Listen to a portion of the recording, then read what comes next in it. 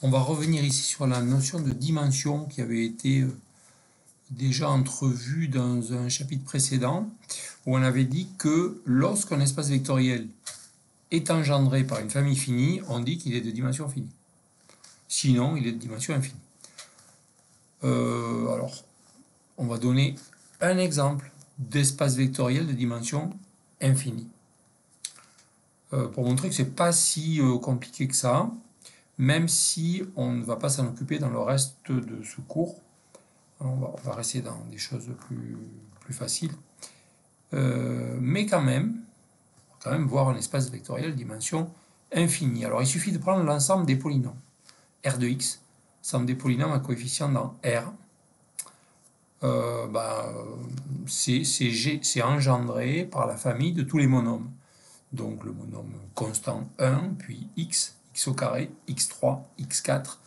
Et alors, on ne peut pas s'arrêter, puisqu'un polynôme peut être de degré aussi grand qu'on veut. Hein, donc, un polynôme peut être de degré 200 ou 1000, ou n'importe quel entier positif. Donc, pour engendrer l'ensemble des polynômes, il faudrait considérer la famille génératrice des monômes x puissance i avec i positif ou nul.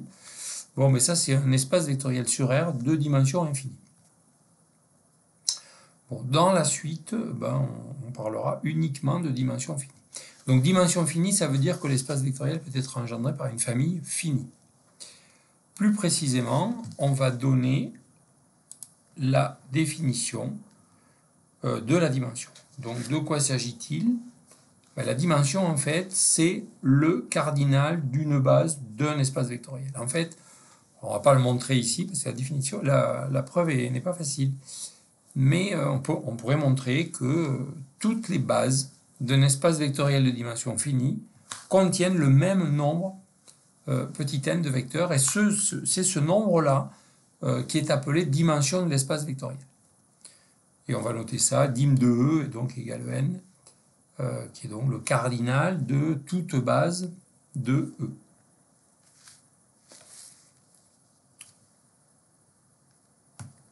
Alors,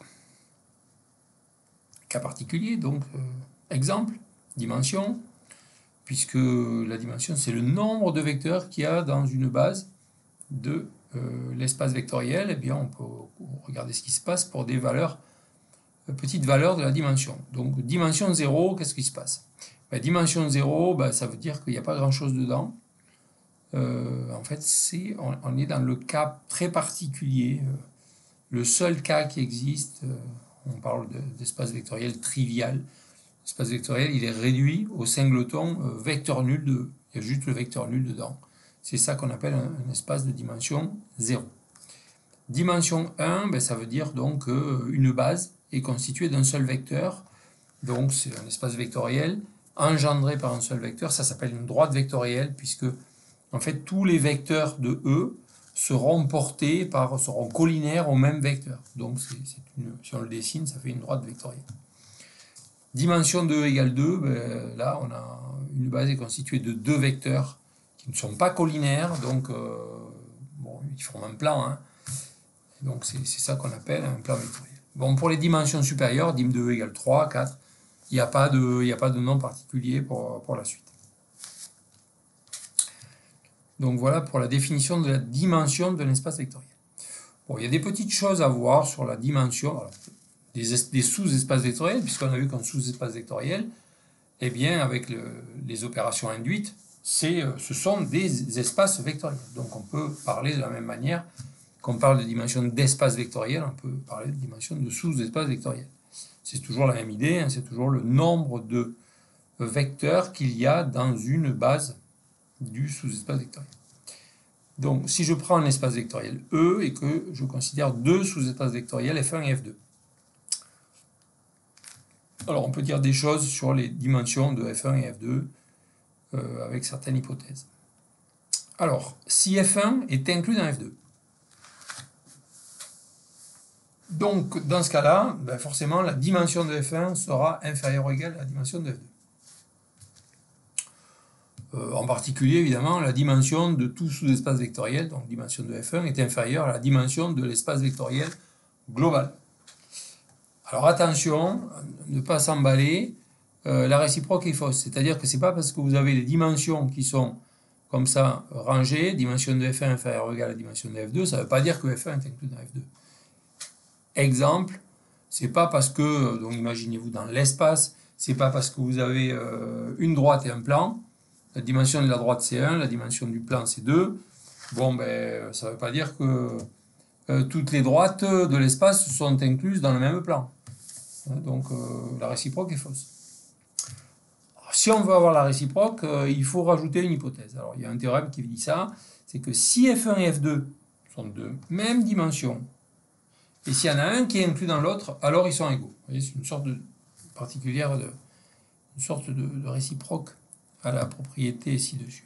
Donc, même dimension et un inclus dans l'autre, alors ça suffit pour prouver que les deux espaces, sous-espaces vectoriels sont égaux. Donc ça c'est intéressant, c'est un théorème qui est utilisé. Bon, d'une manière générale, il faut vous dire que si vous ne connaissez que les dimensions, vous ne pouvez pas comparer des espaces vectoriels. Bon, alors c'est tout pour cette notion de dimension, hein, c'est pas très difficile à comprendre. Il y a quand même un risque de confusion entre le nombre d'éléments, le nombre de vecteurs qu'il y a dans un espace vectoriel et le nombre de vecteurs qu'il y a dans une base. Hein. Donc c'est pour ça que j'ai été assez lourd précédemment pour vous dire dans un espace vectoriel, il y a une infinité de vecteurs. Donc c'est pas la peine de parler du nombre de vecteurs, il y en a une infinité. Par contre, dans une base, oui, il va y avoir un nombre fini de vecteurs. C'est ce nombre-là qui s'appelle la dimension. Hein, donc, la dimension d'un espace vectoriel, ce n'est pas le nombre de vecteurs de l'espace vectoriel. Hein, c'est vraiment quelque chose qui est très différent. C'est le nombre de vecteurs qu'il y a dans toute base de cet espace vectoriel.